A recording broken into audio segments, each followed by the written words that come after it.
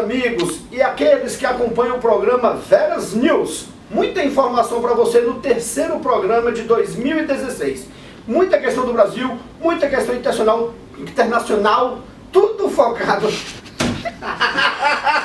Institucional. Olá, meus queridos alunos e aqueles que acompanham o programa Veras News.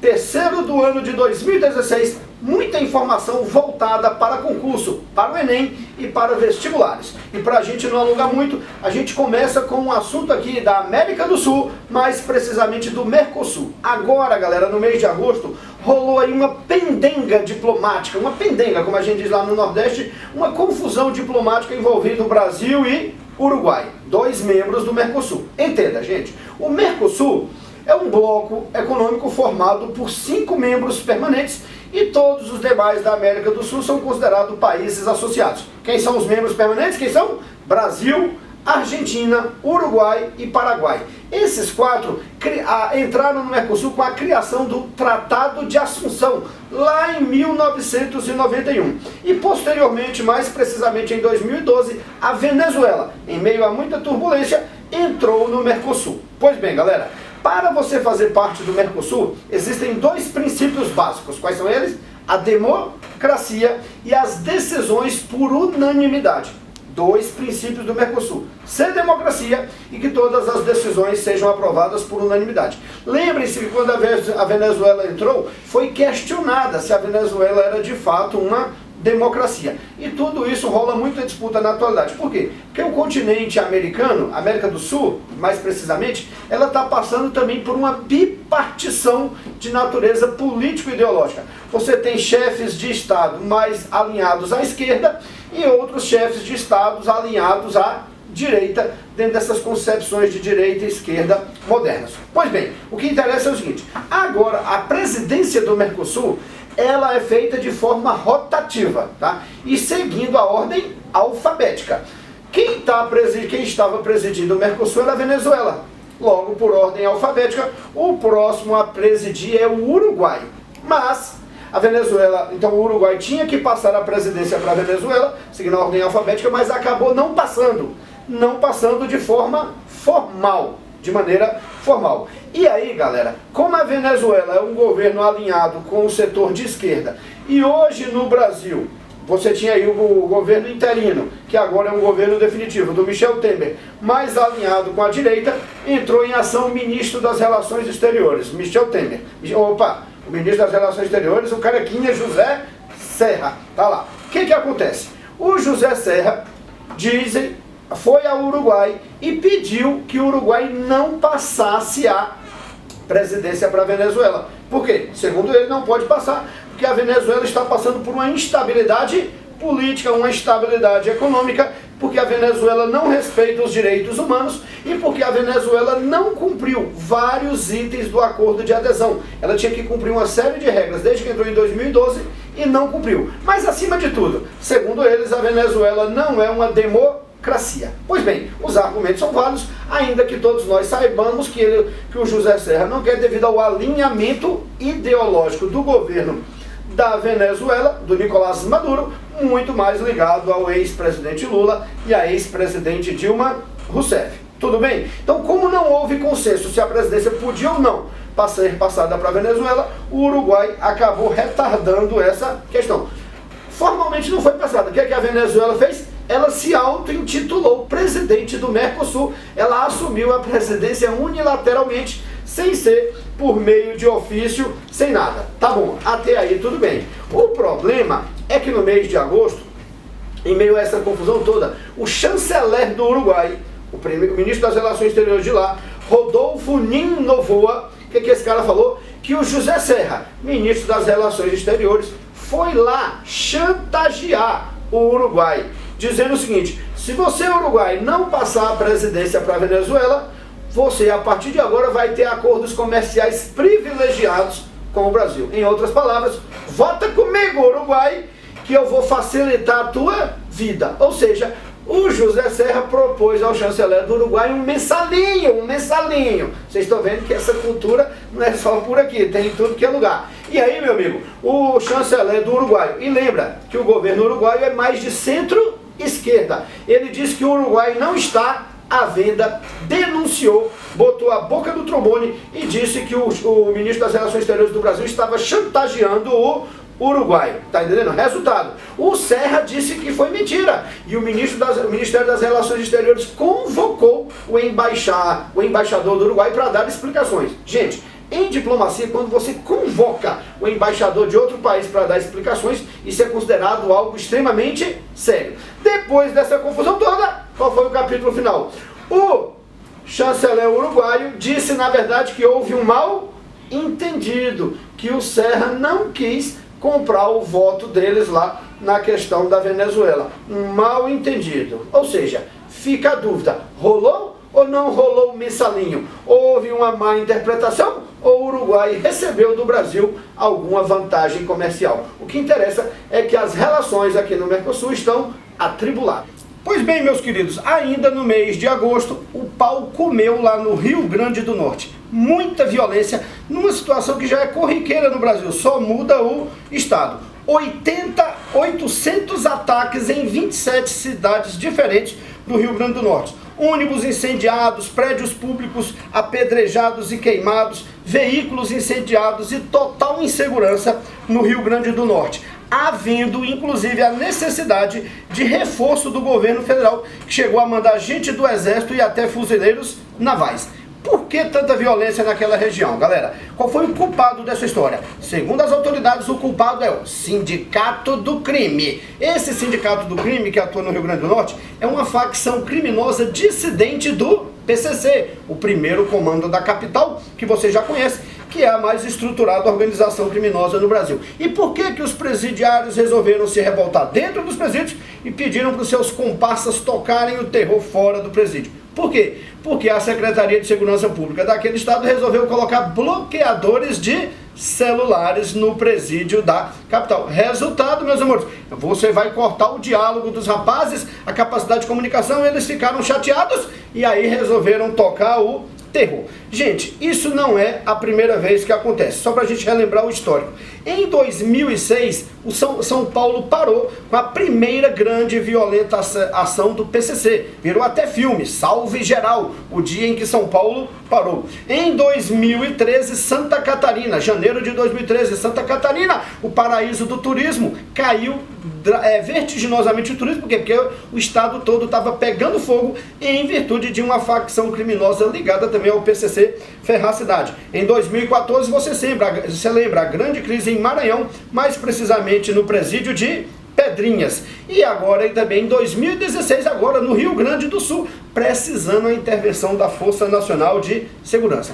Que conclusão a gente chega? Se facções criminosas de dentro do presídio conseguem tocar o terror fora dos presídios, já mostra com clareza uma das principais causas da violência urbana hoje no Brasil: a falência do sistema penitenciário.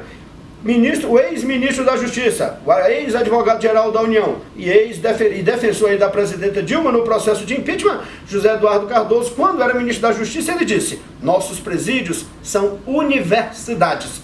A pessoa sai de lá formada em múltiplas atividades criminosas. Ele tinha total razão. Resultado, galera: em virtude da crise econômica pela qual o país passa, a tendência, infelizmente, é que os índices de violência venham a piorar, principalmente depois das eleições municipais. Tá bacana? No Rio de Janeiro, só pra gente ter uma ideia, foi divulgado agora, nos últimos dias de agosto, que mesmo durante as Olimpíadas, com todo aquele aparato de segurança que nós tínhamos no Rio de Janeiro, todos os indicadores de violência, o que, galera? Aumentaram, mesmo com toda aquela força de segurança presente no estado. Então, gente, tem sido corriqueiro no Brasil, fruto dessa expansão urbana desordenada, fruto da desigualdade, fruto da omissão do poder público, principalmente nas áreas periféricas, fruto da corrupção de agentes do Estado. Então são inúmeras as causas da violência. Basta agora a gente saber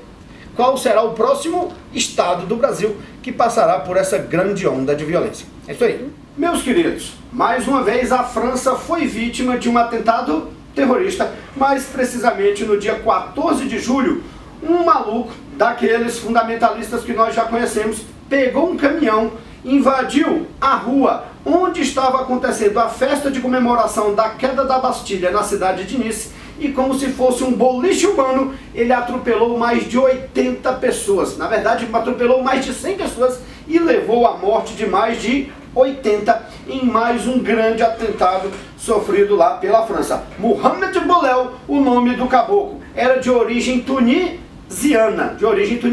Mais uma vez, o que faz com que a Europa comece a temer cada vez mais a entrada de imigrantes, a entrada de refugiados. Lembrando que o uso de carros para atropelar pessoas não é algo novo. Lá na Palestina, nos 2 últimos anos, muitos jovens palestinos fundamentalistas se utilizaram também de vans e de carros grandes para atropelar israelenses nas paradas de ônibus. A gente já tinha alertado aqui no nosso programa que logo algum maluco ia ter essa ideia, ia copiar essa ideia dos palestinos lá na Europa. E foi o que aconteceu. Não é que a gente é evidente não, é a obviedade. Mas é que as autoridades francesas que estão sendo aí acusadas de omissão, de não garantir a segurança de direito. Gente, é difícil demais controlar a ação desses terroristas. Até porque, em geral, eles são lobos solitários. Eles fazem o atentado em nome do grupo terrorista Estado Islâmico. Mas as grandes autoridades do Estado Islâmico sequer sabem quem são esses caras. Eles não atuam em grupo, daí o nome lobo solitário. Ele planeja sozinho, em geral ele articula sozinho, em geral.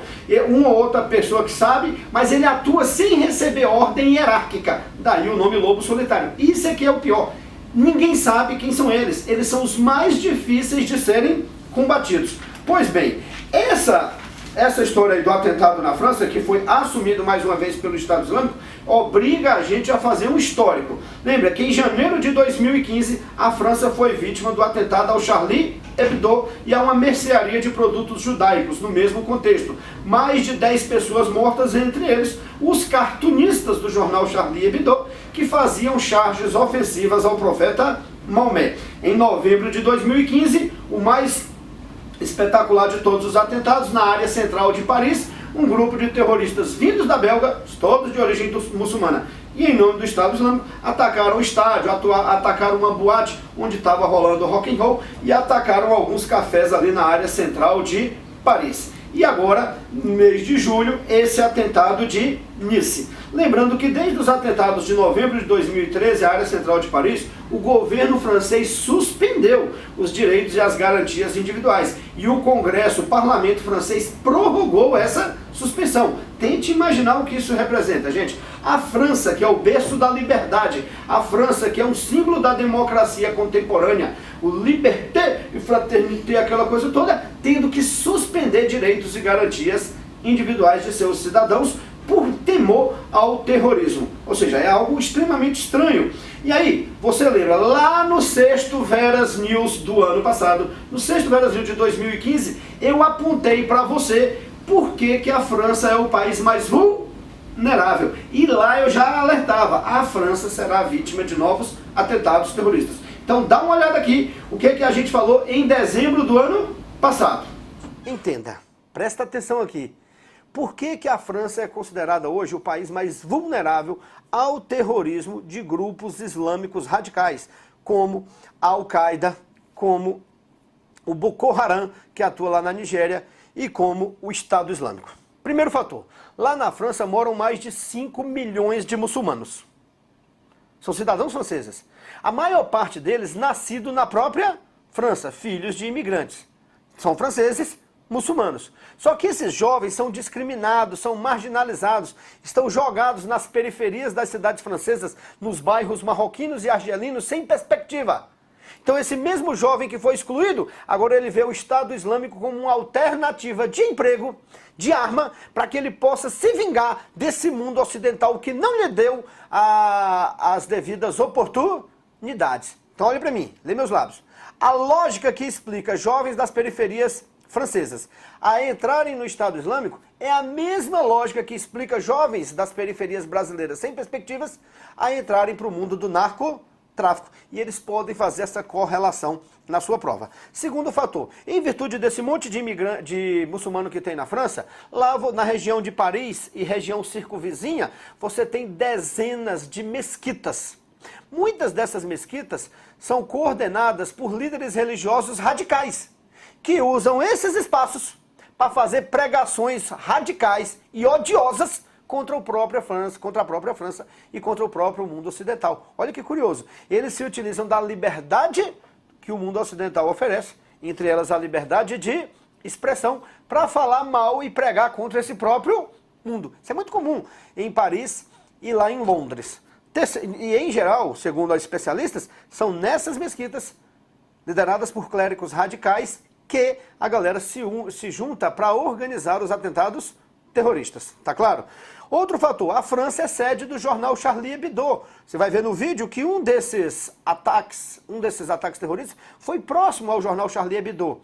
Então, naquela ocasião que o jornal Charlie Hebdo fez cartoons, fez charges ofensivas ao profeta Maomé, a população francesa ficou do lado do jornal. Eles têm o direito de fazer por uma questão de liberdade de expressão. O governo francês ficou do lado dos cartunistas. Ou seja, se vocês franceses apoiam a safadeza desse jornal, disseram os radicais, nós temos que matar vocês também e não só os cartunistas.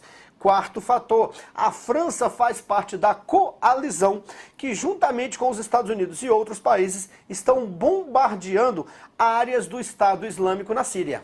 Você sabe que nesses bombardeios não adianta, acaba morrendo inocente. E lê meus lábios, mesmo que não morra inocente, na lógica do radical, na interpretação dele é o quê? A França está matando nossos irmãos muçulmanos. Logo, nós temos o direito de matar os franceses como forma de vingança. E cinco fator, gente. O quinto fator. A França é o berço da civilização ocidental moderna. Desde lá do Iluminismo, do Renascimento, né, da Revolução Francesa.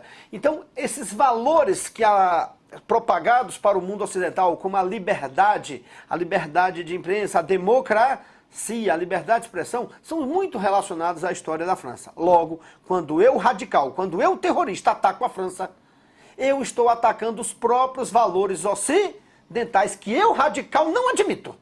Vai lá falar para o Abu Baghdadi, o líder do Estado Islâmico, questionar a liderança dele. Abu Baghdadi, por que você é o líder? Por que eu não posso ser o líder? Vamos fazer uma votação. Você sabe o que vai acontecer com você, né? Decapitação e divulgação nas redes sociais. Então, gente, esses fatores explicam essa onda de terrorismo na França. E pelo que tudo indica, a França será alvo de novos atentados terroristas e é praticamente impossível. Lembra que eu disse para você no Veras News passado?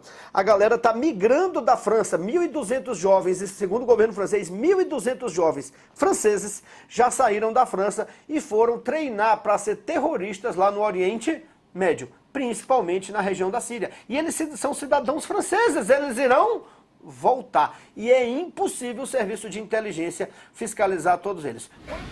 Pois bem, vocês viram aí porque que a França é um país extremamente vulnerável e pode se tornar ainda mais. Gente, nos últimos meses, várias cidades francesas baixaram leis proibindo o uso da burkini.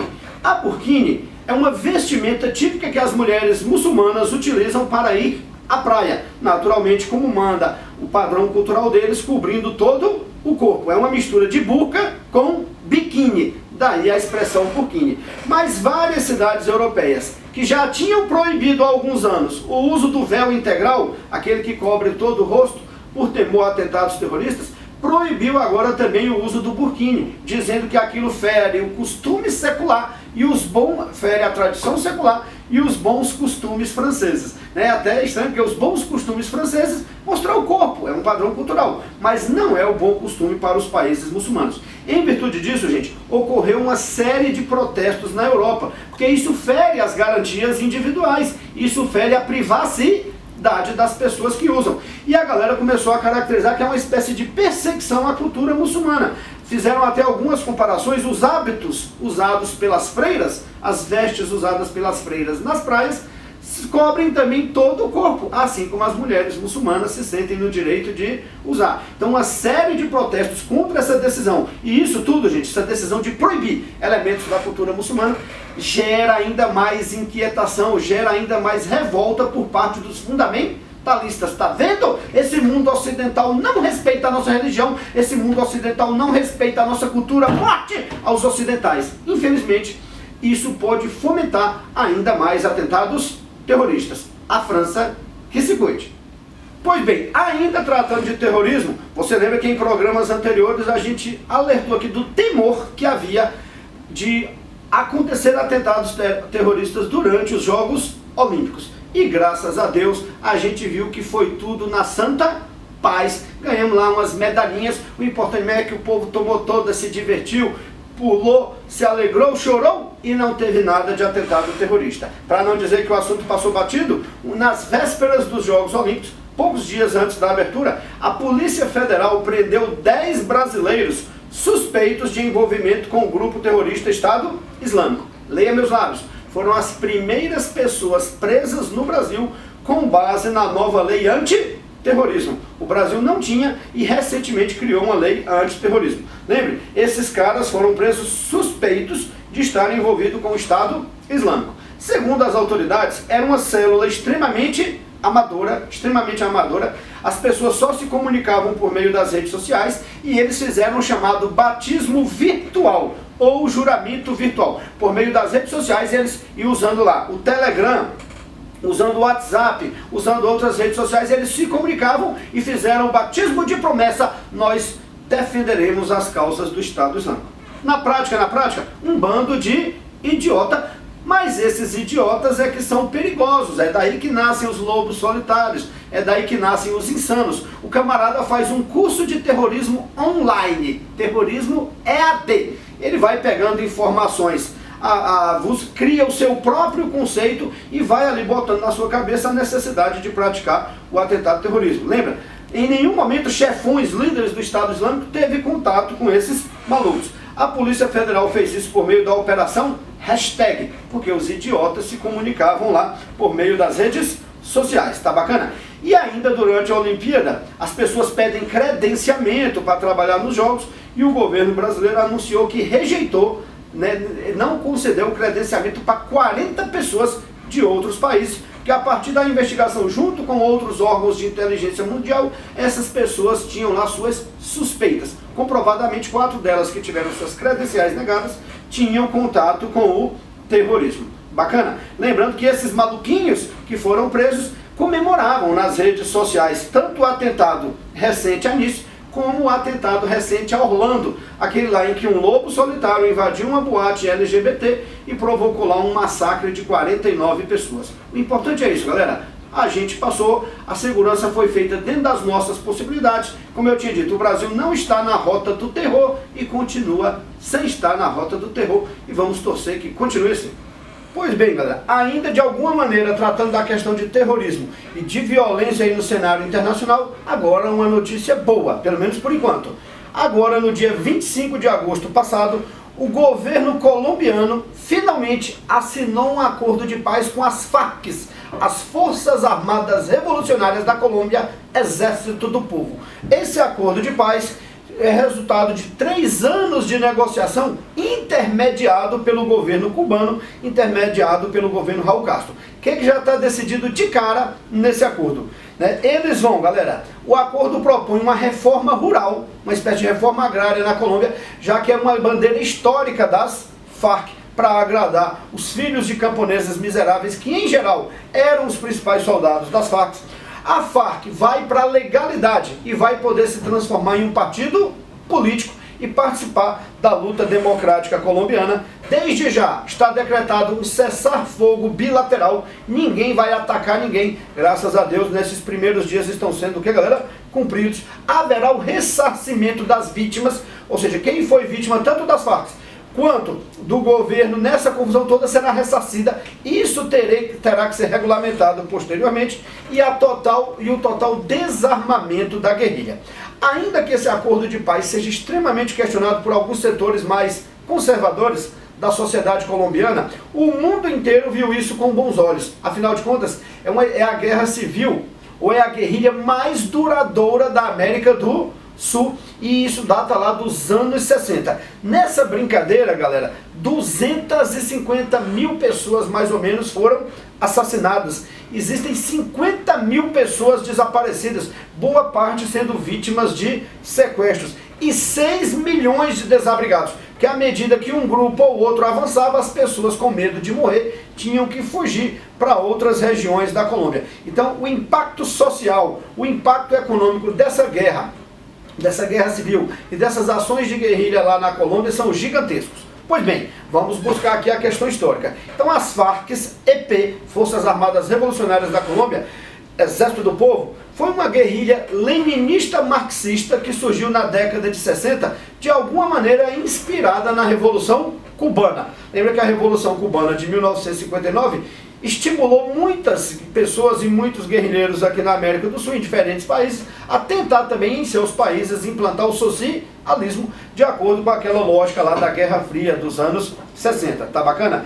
Então, gente, nessa brincadeira, as Farc se apresentam querendo implantar o socialismo lá na Colômbia. Só que tinha outros grupos guerrilheiros de esquerda que não concordavam com as Farc e criaram seu próprio grupo guerrilheiro, entre eles o Exército de Libertação Nacional. Então, à medida que as Farc e o Exército de Libertação Nacional começaram a conquistar territórios lá na Colômbia, quem é que aparece também? Os latifundiários, que não queriam nem ouvir falar nessa história de socialismo, criaram seus próprios grupos guerrilheiros, que são chamados de grupos paramilitares de direita. Olha a confusão. Você tem os grupos paramilitares de esquerda, as Farc e o Exército de Libertação Nacional, e os grupos paramilitares de direita, em geral patrocinados pelos latifundiários. Um massacrando o outro e os dois massacrando muitas vezes a população que não concordava com nenhum daqueles olhos. E aí a Colômbia cai num quadro de guerra civil pleno. Governo versus Farc versus Exército de Libertação Nacional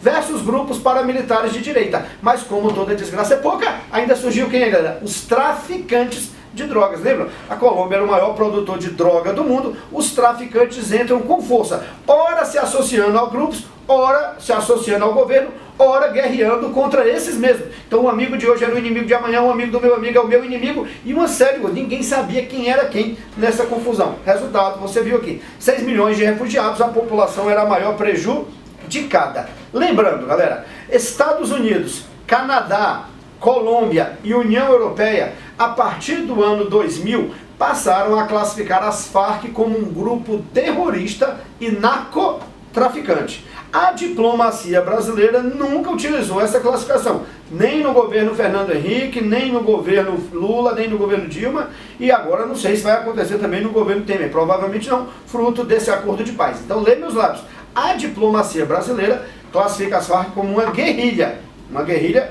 popular, socialista.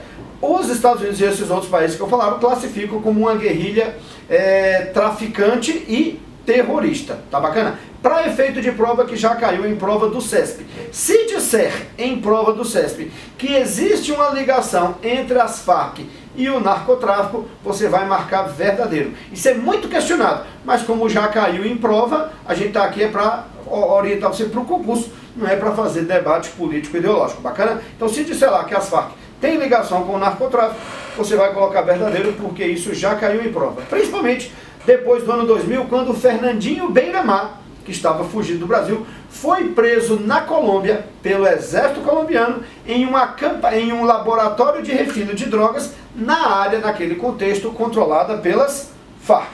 Bacana, galera? Então vamos ver se esse acordo vai adiante. O Papa Francisco já elogiou, o Barack Obama elogiou. Lembra? Tudo isso vai ficar definido quando o acordo está firmado. Mas, para ele ser ratificado, oficializado, no dia 2 de outubro, haverá um plebiscito na Colômbia. E a população colombiana é que vai decidir se aceita ou não os termos deste acordo. Tendo, provavelmente, se aceitarem, a gente inicia um processo de paz na Colômbia. Os conservadores dizem que não adianta negociar com terroristas e guerrilheiros, que eles não vão cumprir esse acordo. Mas é uma chance que se está dando para a paz.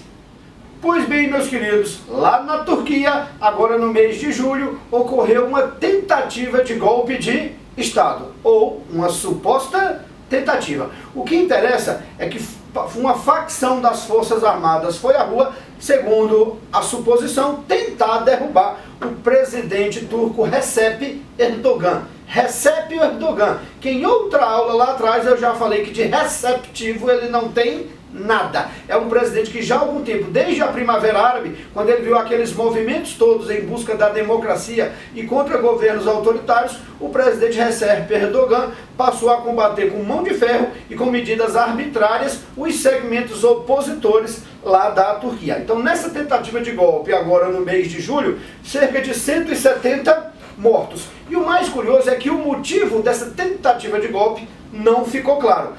O Recep Erdogan saiu fortalecido por dois fatores. Primeiro, galera, o golpe fracassou naturalmente e ele saiu fortalecido por dois fatores. A União Europeia, a Organização do Tratado do Atlântico Norte condenaram aquela tentativa de golpe. Vários países no mundo que são democráticos condenam sempre tentativas de golpe. Ainda que eu enfatize, a Turquia não é uma democracia, não é um grande exemplo de democracia. E o outro fator que fez o Recep Erdogan sair fortalecido foi a reação dele. E ele reagiu com mão de ferro. Demitiu, processou e prendeu os golpistas, ou os supostos golpistas, incluindo militares e juízes. E centralizou ainda mais o poder em suas mãos. Quando eu digo que a história não, o motivo que levou ao golpe não ficou muito claro, realmente não ficou, e vários órgãos da imprensa internacional começaram a fazer um questionamento. Mas isso foi golpe mesmo ou foi armação do próprio Recep Erdogan? E o que levaria o presidente turco a simular um golpe de Estado ou a pegar uma situação e fazer parecer um golpe de Estado? Nas minhas lembranças históricas, veio à minha cabeça o Plano Cohen, lá de 1937, Plano Cohen, que seria depois a fundamentação para a instalação da ditadura do Estado Novo pelo presidente Getúlio Vargas. Mas eu trouxe aqui o professor, mestre em História, professor Josafá, para fazer uma rápida explicação para vocês do que foi o Plano Cohen, e aí a gente faz esse paralelo com a tentativa de golpe na Turquia. Professor Josafá. Veja só, quando nós falamos em Plano Cohen, é interessante vocês observarem que foi, na realidade, um documento revelado pelo governo brasileiro em 30 de setembro de 1937, tendo em vista um suposto plano por parte dos comunistas no sentido de tomarem o poder. O que é interessante observar nisso, duas questões muito importantes. A primeira, esse plano, na realidade, ele foi elaborado com a ajuda do então general Góes Monteiro, que era o chefe maior do Estado do Exército, assim como também a Ação Integralista Brasileira.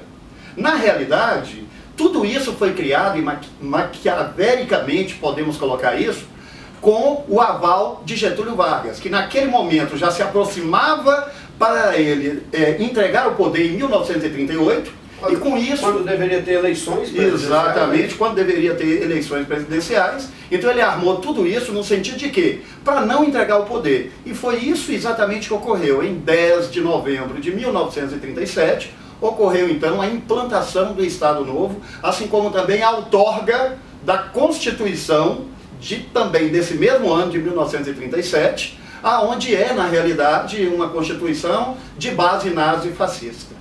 Esta é, na realidade, a história relacionada a esse período, também chamado de Estado Novo, porque houve a implantação a partir daí, também conhecido como governo ditatorial de Vargas. Então foi um pretexto para que ele continuasse no poder, ou melhor, não deixasse o poder. E foi isso que ele fez, dando um golpe em cima de um plano que ele mesmo estabeleceu e criou. Então façamos o paralelo. O camarada inventa um suposto golpe por parte dos comunistas para justificar a não realização das eleições e enfiar uma constituição de caráter arbitrário e se perpetuar no poder. Por isso que esse caso da Turquia está meio suspeito. Ele também dizia que o golpe de Estado, essa tentativa de golpe de Estado na Turquia, era uma forma de fundamentalistas e de radicais chegarem ao poder. Talvez ele tenha criado essa própria estrutura para também se perpetuar no poder. Talvez. A gente não pode ser leviano, mas existe muita gente no cenário internacional que pensa dessa maneira. É isso aí. Já agradecendo aqui ao professor Josafá. Obrigado. Olá, meus queridos, e para finalizar o nosso Veras News de hoje, um assunto importantíssimo, vai cair na prova, vai ser tema de redação, vai derrubar meio mundo, você não, porque você está se preparando. E o nosso assunto é o Brexit. Brexit.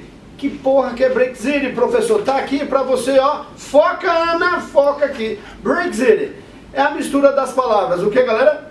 Britain, de Grã-Bretanha, e exit, de saída. Então é a saída da Grã-Bretanha, não, do Reino Unido da União Europeia. Tá bacana? Agora, no dia 23 de julho, foi realizado um plebiscito lá no Reino Unido e a população do Reino Unido, galera, por 51,8 votos, disse: eu não quero mais fazer parte da União Europeia. Como a União Europeia é um conjunto de países, é um casamento, em outras palavras, a população do Reino Unido pediu o que, galera? O divórcio. 51 disseram sim, eu quero me separar, e 48,2% disseram não. O que você já percebe? Que foi extremamente apertado o resultado e que mostra que o próprio Reino Unido está dividido em relação a essa questão. E aí lembra, quem é o Reino Unido? O Reino Unido é formado pela Inglaterra, pelo país de Gales, pela Escócia e pela Irlanda do Norte. Tá bacana? Esses 4 países acabam formando um maior, o Reino Unido. E para mostrar a divisão, lá na Inglaterra e no país de Gales, a maior parte da população votou sim, eu quero o divórcio. Já na Escócia e na Irlanda do Norte, a galera disse não, nós queremos continuar fazendo parte da União Europeia. Gente, esse pedido de divórcio vai trazer consequências mundiais e tudo mais. Mas antes de eu falar das consequências, vamos aqui fazer um histórico da União Europeia, que os caras vão cobrar isso na sua prova. Eu conheço. Gente, hoje a União Europeia é um bloco o mais avançado, mais completo e mais complexo bloco econômico do mundo, formado por 28 estados, por 28 países. Tá bom. Quando que esse bloco começa a ser constituído? Lá no pós-Segunda Guerra Mundial. A Europa, que sempre foi a dona do mundo, o mundo que sempre foi eurocêntrico, a Europa perde a majestade no pós-guerra porque ela estava destruída. A Europa se autodestruiu e 2 novas potências ascenderam no cenário internacional: os Estados Unidos e a União Soviética, iniciando o período da Guerra Fria. Tenta imaginar, galera, a Europa, que era a dona do mundo, agora era serva, era capacho dos Estados Unidos e da União Soviética, que dividiram a Europa no meio, a ocidental capitalista e a oriental socialista. Então os europeus concluíram o seguinte: se a nossa desunião, as nossas brigas internas é que levaram ao nosso colapso, somente a gente se unindo é que a gente vai, o que, galera? Se fortalecer. Então começa embrionariamente um processo de união. E a primeira se deu com a criação do Benelux. Bélgica, Netherlands, a Holanda e Luxemburgo criaram uma associação para comercializar carvão e aço. Lembra, carvão e aço fundamentais para a recuperação da indústria siderúrgica da Europa, que estava destruída. E não esqueça, a indústria siderúrgica é a base de outras atividades industriais. Essa união deu tão certo, tá, que esses países diminuíram a dependência em relação aos Estados Unidos e puderam vender carvão e aço mais barato para outros países europeus. Resultado, os 3 fortes da Europa continental, Alemanha, França e Itália, pediram para entrar nessa brincadeira. Nós já tínhamos os 3 do Benelux e agora entraram esses outros 3 com 6 países. Eles criaram a CECA, a Comunidade Europeia do Carvão e do Aço. Isso lá em 1951. Tente imaginar 2 coisas. Primeiro, era a primeira vez que a Europa usava a expressão comunidade. Tá? Segundo, a Alemanha e França, que eram inimigos mortais, resolveram passar uma borracha no passado e a partir dali criar um futuro conjunto. Veja que não é fácil. Guerras, massacres, assassinatos, estupros, tudo foi deixado de lado para construir um futuro conjunto. E leia meus lábios, Alemanha e França são hoje os pilares da União Europeia. Pois bem, galera, se trocar carvão e aço dá certo, então vamos passar a trocar outras mercadorias. E em 1957 foi assinado o Tratado de Roma. E a partir da assinatura do Tratado de Roma, eles avançaram tanto na cooperação social, econômica e na união política, formando já um grande bloco econômico, que passou a ser visto com bons olhos pelos outros países da Europa que pediram para entrar e com maus olhos pelo Reino Unido, que nunca se sentiu parte integrante da Europa e sempre viu a Europa continental como uma ameaça. Mas, à medida que essa comunidade econômica europeia se fortalecia e dava certo, o Reino Unido caiu naquele ditado: se não posso vencê-los, junto-me a eles. E posteriormente foi também incorporado a isso. Então, em 1975, o Reino Unido entra e outros países entram também e o bloco vai se fortalecendo. Ali em 75, a Europa cria a cidadania europeia e cria esse objetivo de união conjunta, ou seja, eles noivaram, só faltava agora o que, galera? Casar. À medida que essa associação ia vingando, eles iam ficando mais complexos e mais unidos, e em 1992, lembra meus lábios, em 1992 foi assinado o Tratado de Maastricht. O Tratado de Maastricht é a certidão de casamento da União Europeia. Então presta atenção. Aí o início do bloco começa no pós-guerra, com o Benelux e com a SECA. Mas com esse nome, União Europeia, foi a partir de 92. Cuidado, significa que ele foi formado em 92? Não, a base está lá no pós-guerra. Então, a partir da assinatura do Tratado de Maastricht, cidadania europeia. E eles tinham um objetivo, com a assinatura do Tratado de Maastricht: adotar a moeda única. Ficaram 10 anos construindo as bases econômicas e financeiras para isso, e em 2002 o euro passa a circular como moeda oficial da União Europeia, substituindo as moedas nacionais. Então o marco alemão deixou de existir, o franco francês deixou de existir, e a galera passou a adotar o euro como moeda única. Agora entenda, a gente está falando que a União Europeia funciona como um casamento. O ápice de um casamento na questão financeira é quando o casal adota a conta conjunta. E aí eu pergunto, adotar a conta conjunta é bom ou ruim, meus queridos? Ana, é bom ou ruim? A Ana falou que é péssimo. Não, galera, depende, Ana, depende, deixa de ser bobinha.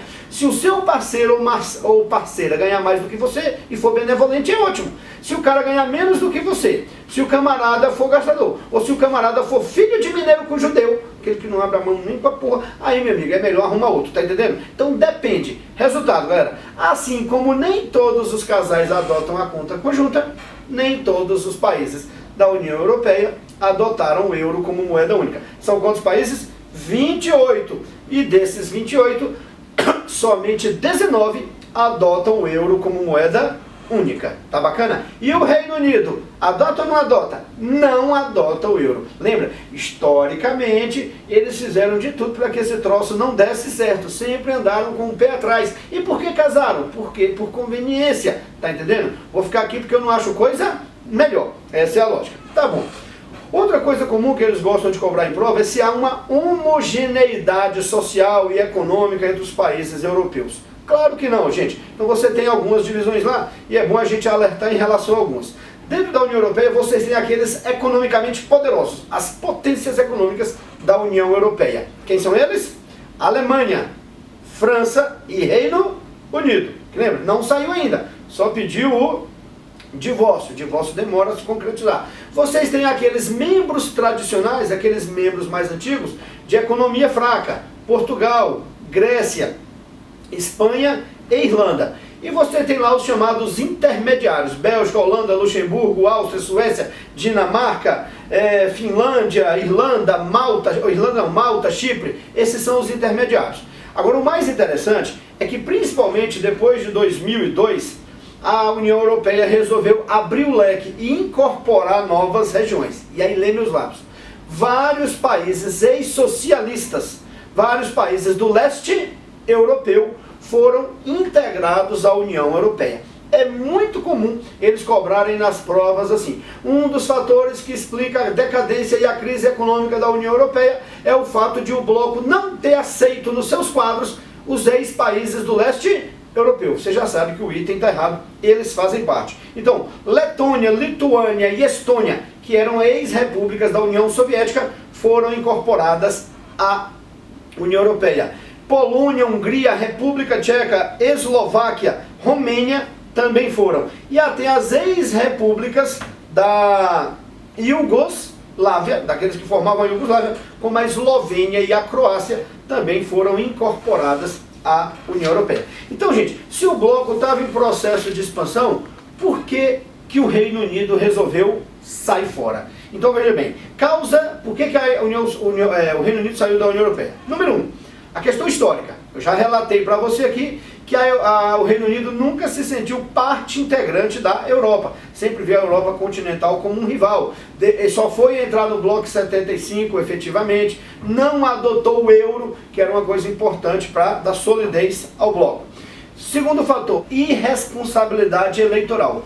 O primeiro-ministro David Cameron, para conseguir apoio dos conservadores durante o processo eleitoral e depois até para aprovar algumas coisas no parlamento, prometeu que se fosse eleito convocaria o plebiscito de separação e a população é que decidiria se o Reino Unido continuaria ou não na União Europeia. E isso era uma demanda dos conservadores, tá claro?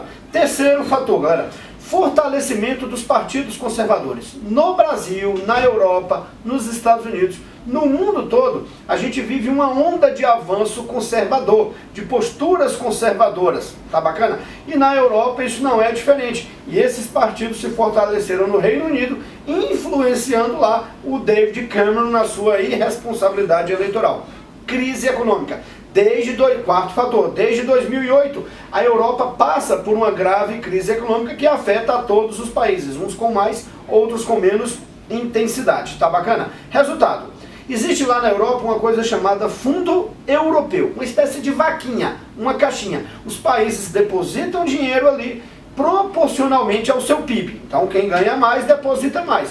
O Reino Unido, como é uma das potências econômicas da União Europeia, ele acaba depositando vultosos recursos nessa caixinha. E para que serve esse dinheiro? Para fazer investimentos no Reino Unido. Qual é a lógica, gente? O país mais pobre, ele deposita menos, mas recebe mais investimentos. É uma forma de minimizar as desigualdades existentes no continente.